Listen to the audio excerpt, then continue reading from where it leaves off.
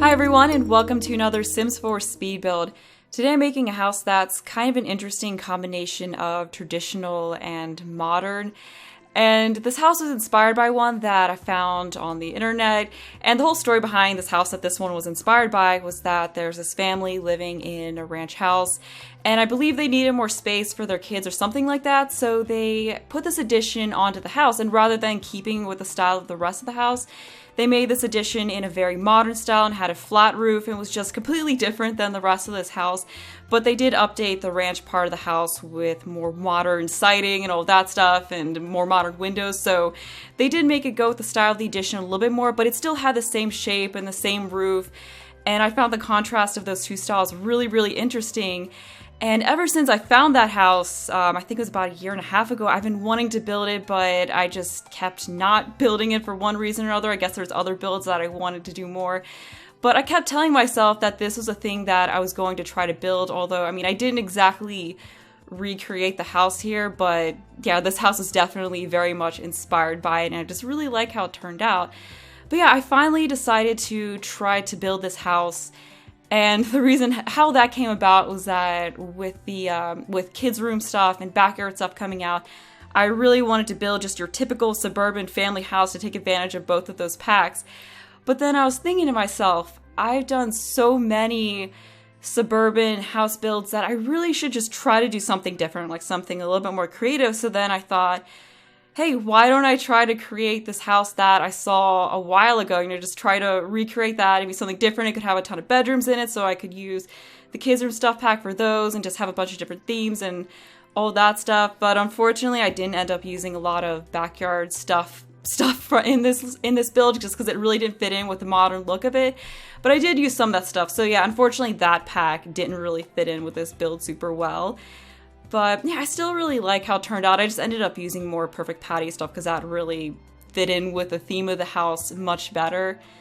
And this house does have 6 bedrooms and I think 3 bathrooms, so there's plenty of space. And I've gotten a few requests to do another house with this many bedrooms because it's been a while since I've done a 6-bedroom house. I think the last one was the house that I made for Christmas last year. I can't remember. I think that one had 6. Yeah, I'm pretty sure that one had 6, so it's been a while.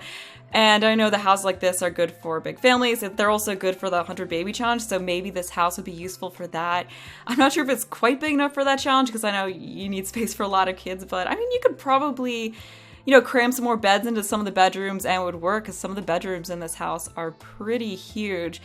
But I did split the speed build for this house up into a couple parts just because once I edited all the footage and everything, I ended up with a 47-minute long speed build.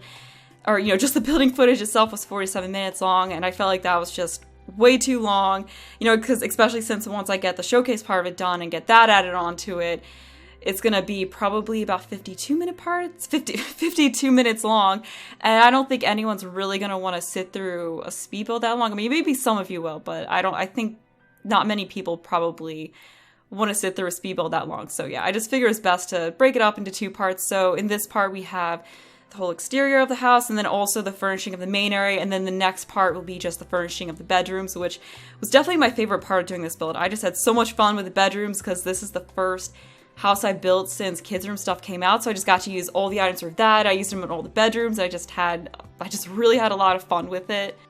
So I'm really excited to share those rooms with you all in the next part of the speed build, which should be up tomorrow around the same time. Or if you wanted to, you could cheat a little bit and download the lot and just look at the rooms ahead of time. You could do that if you want.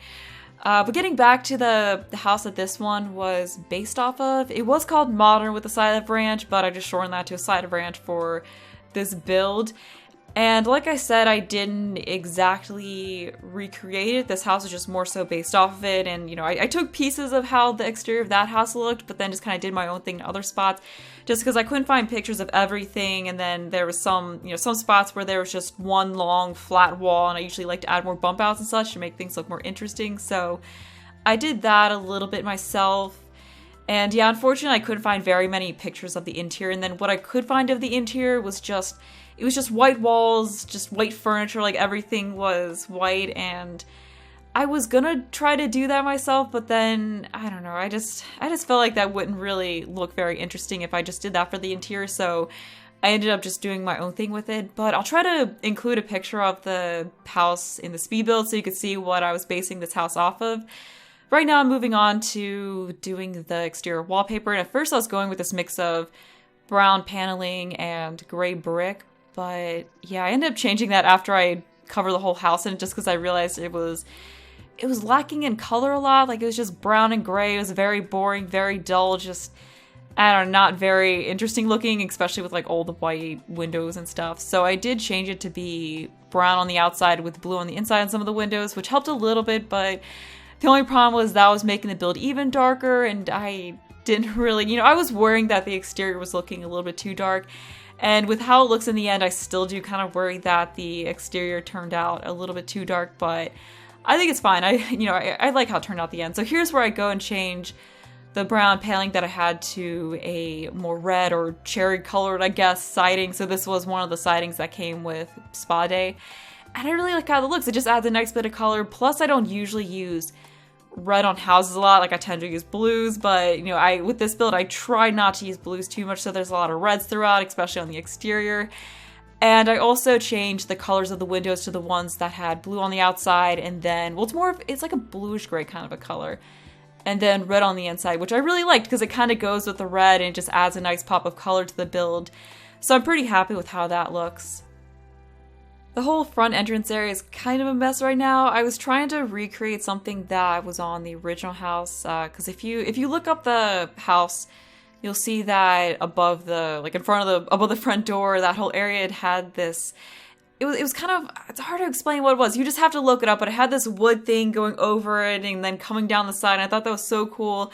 And I wanted to recreate that, but I couldn't exactly recreate that. I mean, I could have used fences, but then the fence color was different than the wood color on the siding, and I didn't really like that it was different. So yeah, it just didn't really work out. And then I ended up just getting rid of the whole glass thing and then just bringing the door in a tile so that it was separated from the wall next to it a little bit. And that ended up working pretty well. So that way, right in front of the door is covered, because I just didn't really like having that not covered, and I didn't think putting a roof over it would work that well. But yeah, we are done with the actual, making the structure of the house, and I'm on to the landscaping. So for the grass in the yard, I was trying to do something a little bit different and do this stripy grass thing, so it just looks very manicured, like they freshly mowed the lawn and they take good care of it and all that stuff. And that was a trick I learned from someone I did a collab with a while ago. I think it was a collab I did with Simtastic's Alex. It was a house called Parkside Manor, and they did this really cool thing in the front yard where they did the whole stripy grass thing that you see here, and I just thought that looked so good, and I wanted to try to do that myself, so I just watched what they did and then did it here.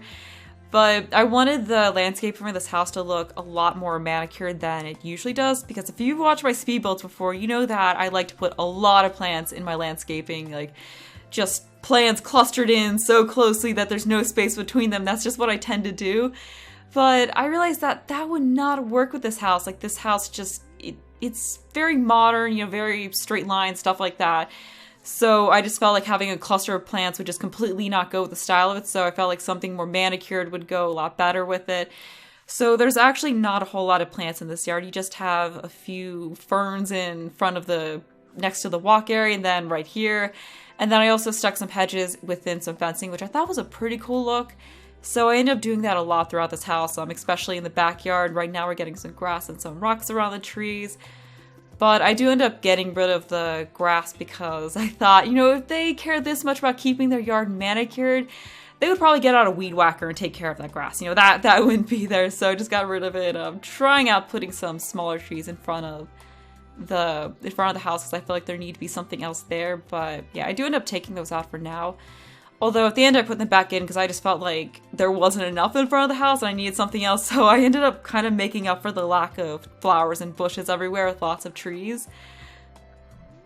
Yeah, honestly it was kind of hard to not just put plants in everywhere because I just really want to do that so bad. It was probably for the best that I didn't do that.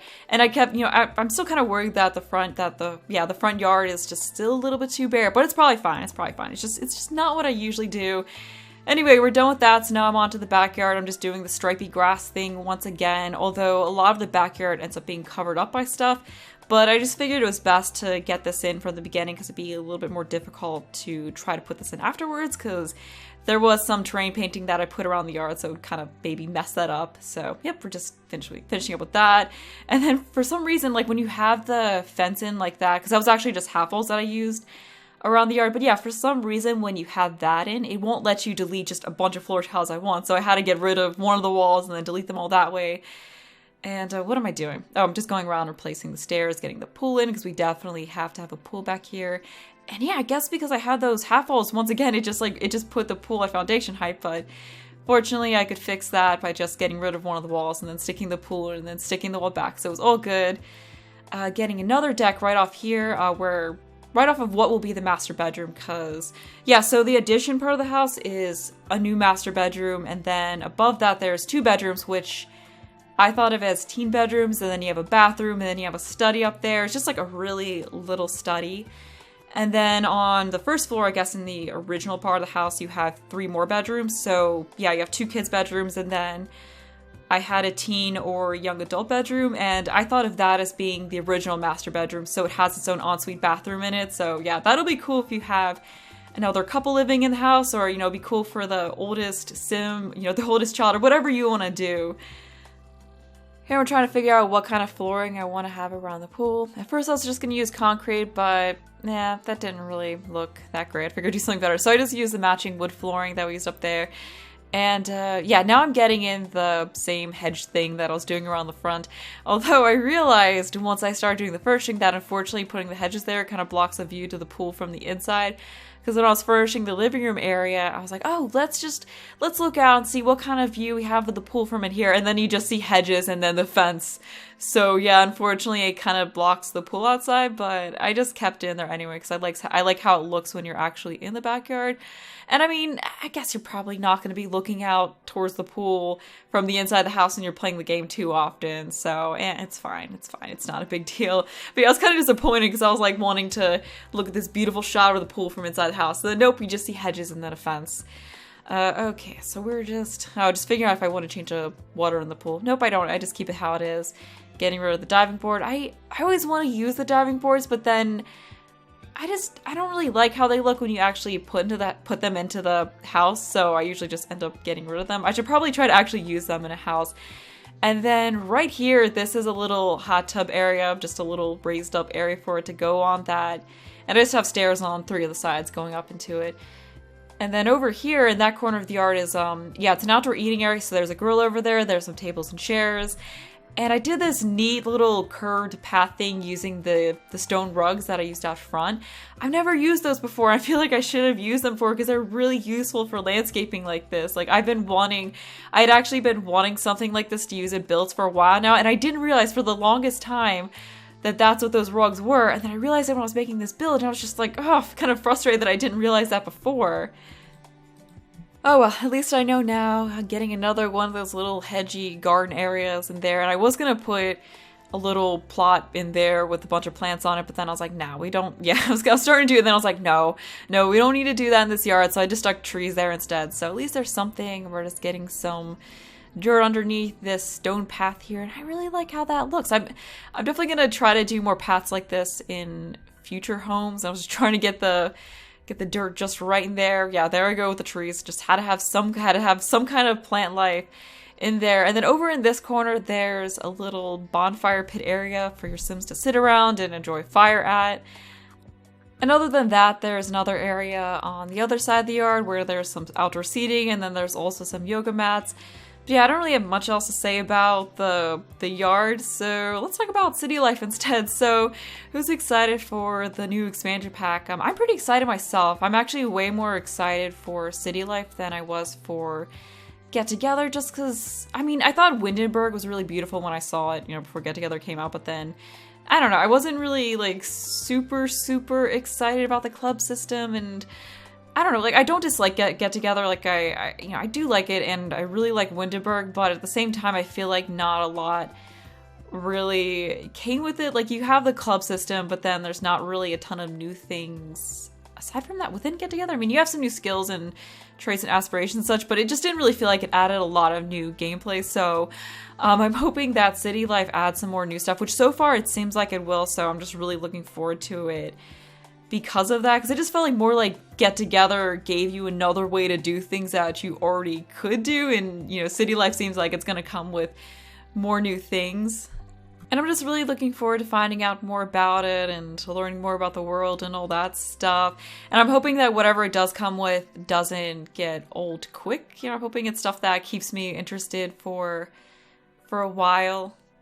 And I didn't watch the whole stream they had on the apartments, but I did watch the video that Deli made summarizing it, and yeah, I don't know, the whole apartment system just seems interesting. I like how there's traits and how there's stuff like earthquakes and faulty electricity and faulty plumbing and rats and stuff like that. Like, I like how there's so much more to it than the apartment system in The Sims 3, because in The Sims 3, it was just like living in a house, except that you only had to pay for the area within your apartment. There just really wasn't really a lot of new stuff to it. There wasn't a lot to it that was different than just living in a house. So I'm glad that they're making living in the apartments a whole different experience than living in a house. It just makes it more realistic, because there is stuff you have to deal with when living in an apartment that you don't have to when living in a house. So yeah, I'm just excited about the trades and how they make living in apartments, different apartments more unique. And yeah, I'm just really looking forward to that. I mean, I am a bit bummed out about the whole you can't actually build apartment things. Like, I feel like, maybe there was some way they could have done it, but then again, maybe they have a good reason for not, making so you can't build your own apartments. But yeah, I'm definitely disappointed about it, because I was looking forward to making my own apartments, and I was thinking it'd be cool to make some like Tudor townhomes in Windenburg or something like that. I was thinking we could do that kind of a thing, but we can't. And I guess it's because they have a completely different system for the apartments, a completely different system for the apartments than they did before. Because I'm guessing, because you can have multiple households within one apartment, which is really cool. Like, I'm glad you can do that. That was something I was wishing you could do in The Sims 3, and apparently it was something you could do in The Sims 2, but I honestly didn't really play with apartment life in The Sims 2 too much. But I think the reason might be that the shells in The Sims 4 are completely different than the ones in The Sims 3, where in The Sims 4, the shells are more so part of the world, and then each apartment's kind of a lot within that shell, like kind of how the lots are within the world environment, if that makes any sense. Like, I just feel like the apartment shell might be part of the world environment, and that's why you can't build your own. But I think one of the sim gurus or something said something about modders might be able to liberate the shells and then do things with them, so maybe modders can figure out some way for you to be able to build your own apartments. And what else was there we know about so far? There was the new festivals. Like, so far, I think they've just said the Romance Festival and GeekCon so far, and then apparently there's 3 other ones. I don't know if they've said anything about what the 3 other ones were, but I don't know what they were. Oh, and there's also a singing skill, I guess, which you can build through the karaoke machine. That's pretty cool too. I wonder if there's any new skills other than that. And I guess there's some new traits and aspirations, of course. And yeah, I feel like there's some other things that are going to come with this expansion pack that I'm forgetting about. Oh yeah, there's basketball. So something new they can play. Oh yeah, and then for the penthouses, they can make them different lot types. Like, you could have a restaurant on the rooftop or whatever you want. That's pretty cool too. And I'm hoping there's more that they haven't talked about yet that's going to be in this expansion pack. I'm just excited to find out more information. And yeah, I'm definitely, like I said, I'm a lot more excited for this expansion pack than I was for the previous 2. Because, I mean, I like them, but I wasn't really super excited before they came out. Just kind of like, oh, new content, that's cool. But yeah, definitely way more excited about this one. Because, I mean, yeah, I like I already talked about my issues with Get Together. But, the problem with Get to Work was that I feel like there wasn't a lot of replay value within, because once you go through the careers, it's kind of the same thing going back through them, so I feel like there's not really a ton of replay value in them. I don't know, I mean, I have played through some of the careers a couple times, so I guess there is, but yeah, I mean, outside of the new careers and the whole store system, there wasn't really a ton else, but I mean, that's what the expansion pack focused on after all. And oh yeah, in the last speed build I put up, which was the Sims 3 speed build of the beach house for my Sims 3 Let's Play I have going on, I talked about how I wanted to do a Sims 3 Let's Build series between when my Get Together Let's Play ends and when City Life comes out. And since City Life is coming out on November 1st, I'm only gonna have 3 weeks between when the Let's Play ends and when the expansion pack comes out.